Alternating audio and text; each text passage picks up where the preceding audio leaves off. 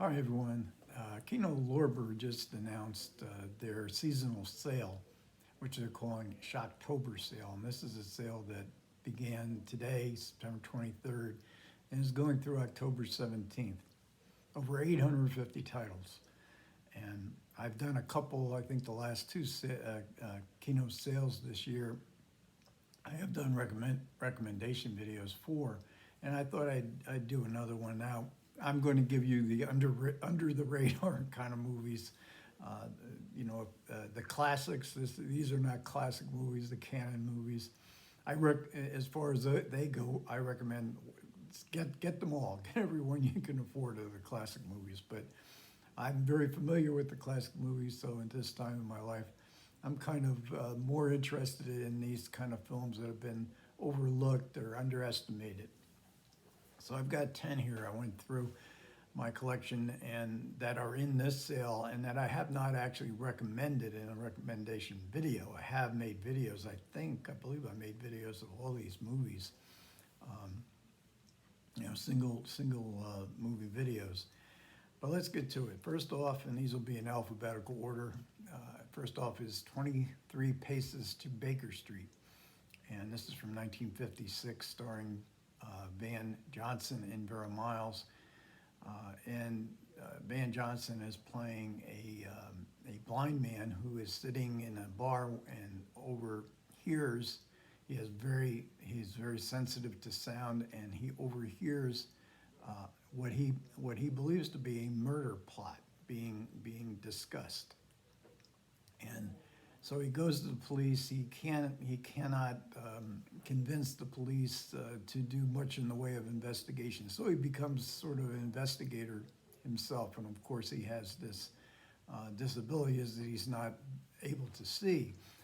This is a movie that will remind many people of Rear Window, in the sense that Jimmy Stewart in that film was laid up with a broken leg, and he had to rely on Thelma Ritter and Grace Kelly to do his investigation. Van Johnson, as Vera Miles, he has to convince her as well as the police that there's actually something is going on here, um, and we have a very just as in Rear Window, we have a very vivid climax to the story. Next up. And this has a Ken Jones. One thing you can rely on with Kino, they don't give you a lot of extras, but they give you some really good commentaries. And this one is by Ken Jones, who always gives good commentaries. Next up is The Art of Love, and this is from 1965. And this is directed by Norman Jewison and from a screenplay by Carl Reiner. And it's really a vehicle for Dick Van Dyke's comic skills. It's a romantic comedy. It's set in Paris. Angie Dickinson and Elkie Summer, absolutely gorgeous in 1960s hairstyles and dresses, and James Garner looking impossibly good looking. But really, this is about Dick Van Dyke and his physical comedy. Carl Reiner appears in the movie. He also wrote the screenplay. And of course, Carl Reiner knew all about Dick Van Dyke from the Dick Van Dyke Show, of which Carl Reiner was the creator of, and also appeared as Alan Brady, the cantankerous star that Dick Van Dyke wrote for. But we see a whole spectrum of Van Dyke's comedy here. And Dick Van Dyke is still with us. Thank you, God, he's still here. And a good commentary here by somebody who I didn't know, Peter Tonguet, who is described as a film historian. I recall that being a very good commentary. Next up, Blue Panther from 1965. This is one of Claude Chabrol's commercial films when his kind of new wave style films had bombed at the box office. He kept his hand in. He always wanted to be making a movie. This is a James Bond kind of spoof from 1965, and it stars Marie Laforêt, and she has got she has got absolutely gorgeous eyes, and she is really good in this movie. I don't know that I've ever seen her. I probably have seen her in other films, but Claudia Gabral certainly knew how to use her in this spy spoof. It also stars Akeem Tamaroff as Dr. Ka. Howard Thompson, commentary, a very colorful and entertaining film. It's certainly not one of Claude Chabrol's great films. I would not, but of his commercial films, I think he certainly, and you can see, if you're a Claude Chabrol fan, you can see all the Chabrol touches in scene after scene in his very intricate camera style.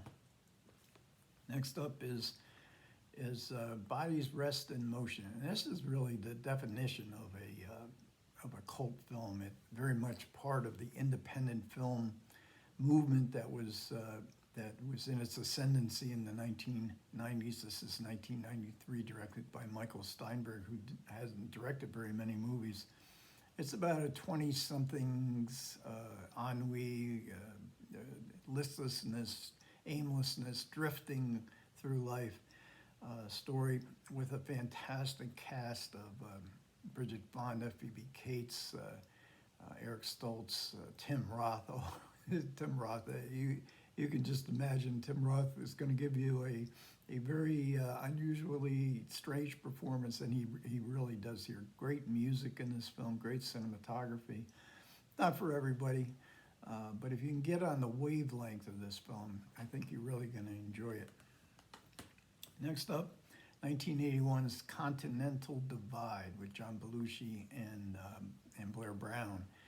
And this was, I don't think it was Belushi's last, maybe his second to last movie, but he's in great shape in this, and he's trying to play change his image in playing a romantic comedy. And I thought he did a great job here. And as I say, he was in really good shape, and he had to be because they actually filmed in the Continental Divide. They were up in the mountains at high altitudes. So it was a test not just for Belushi, but for the whole cast. So it's a very colorful movie. I thought it had some really funny set pieces, and I thought there was chemistry between, that kind of romantic movie chemistry between Belushi and Blair Brown. And in this film, we get another Daniel Kremer commentary. And Bodies Rest in Motion, the director does a commentary that's really good. Michael Steinberg, that was, I think, recorded just a few years ago, and going back through the evolution of how he made the film, but also the independent film movement that he was part of. So next up, we have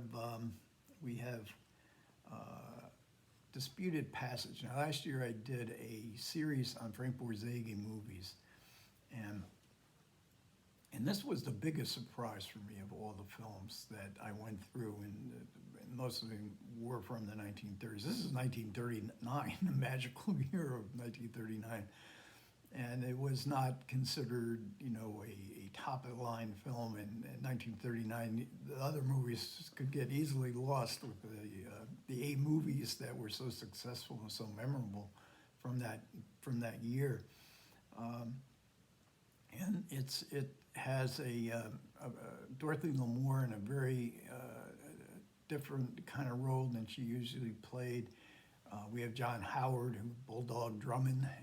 We have Akeem Tamaroff, and he is Dr. Ka from Panther. This is maybe 25, 30 years earlier. And it's set in, partially, or at least the ending is set in the Japanese-Chinese War of the 1930s. And it has one of Borzage's greatest endings. You can say it's hokey the way all these three characters who drift apart through life, they've had close relationships, but then they drift apart, and then they're brought together somewhere out in the battlefields of this war. And one of Borzage's most transcendent endings. I just found this absolutely beautiful, and it's a movie that has really, of these Borzage movies, not only surprised, but it's really stuck around in my memory. And that has a Nick Pinkerton commentary, really good commentary. Another movie from the 30s, 1934, this is Double Door. And this is a adaptation of a screenplay, of a Broadway play, the successful Broadway play that starred Mary Morris, who was considered a considerable star and actress on the stage. This was the era of the Bela Lugosi type horror films, and the studio felt that Mary Morris, who had quite a dominating presence, could play the female version of sort of Bela Lugosi. And believe me, she's scary in this movie. And this also stars Evelyn Venable, who was quite a beautiful actress and a good actress, but she never really made the big time. And the Double Door is also referring to a secret room, kind of a locked vault in a very rich mansion, and that nobody actually believes exists, but maybe it does exist after all. And Double Door has a David Duval. It actually has two commentaries, one by David Duval and one by Tom Weaver. If you've ever heard a Tom Weaver commentary, you could get this film just to listen to Tom Weaver's commentary here, because he wasn't able to find a lot of research on the project, and yet he makes his commentary really entertaining all the way through. And the movie's only 75 minutes, so it's not that difficult to sit through. At least it wasn't difficult for me to sit through both of those commentaries. Next up is a film from 1972. This is Inflict, a Cop. This is Jean-Pierre Melville's last movie with Alain Delon, Catherine Deneuve, Richard Crenna. And it is one of Melville's. He made several films of a cop and cat and mouse game between a cop and a criminal.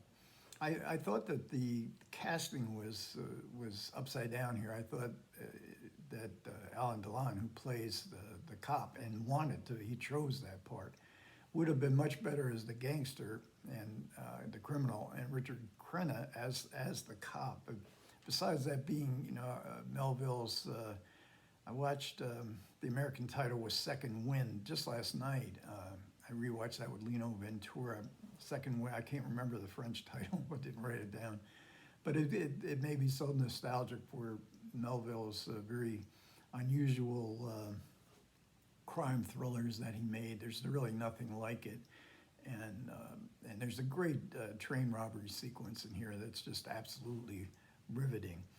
And here we get, in an Inflict, we get a Sam Dagan commentary. She's always good. And a really good recent interview with Alain Delon's brother and also Jean Gabin's daughter. Jean Gabin was the assistant to Melville, and she has some great stories about what Jean-Pierre Melville was like on the set, as does Alain Delon's brother.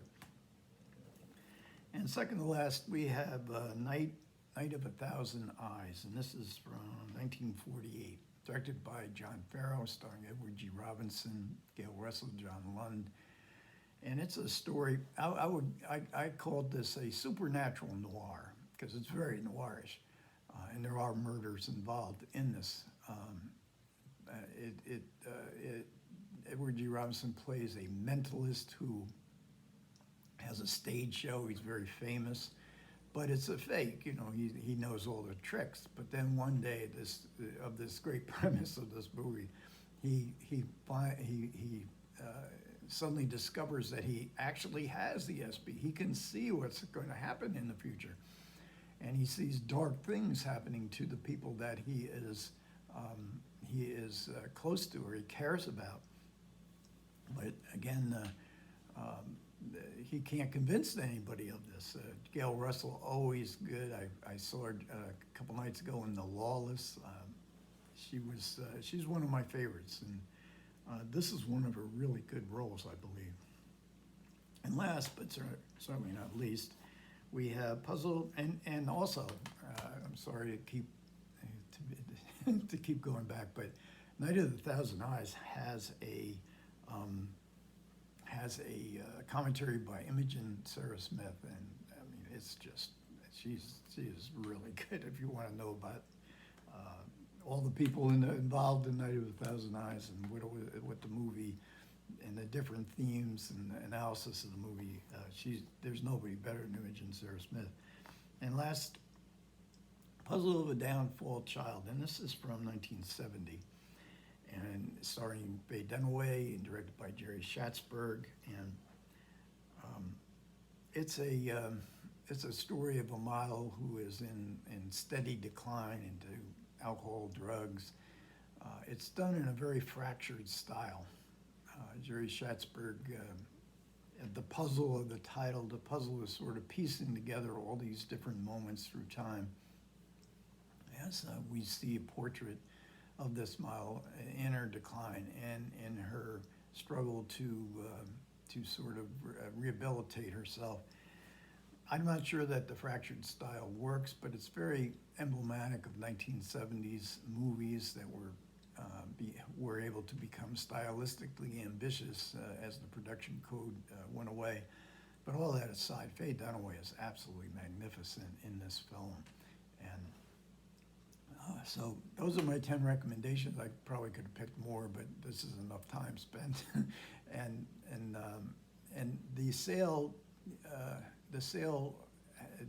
throughout this month, the Kino will add films to the sale. I watched the original. I went through the list of the original 850, and I went through them again early this morning, and that was yesterday. And today I went through them, and I saw a couple titles added that I really wanted to get. I haven't decided yet what I'm going to get, but I'll definitely be taking advantage of this sale. So if you are, sales are always a fun time.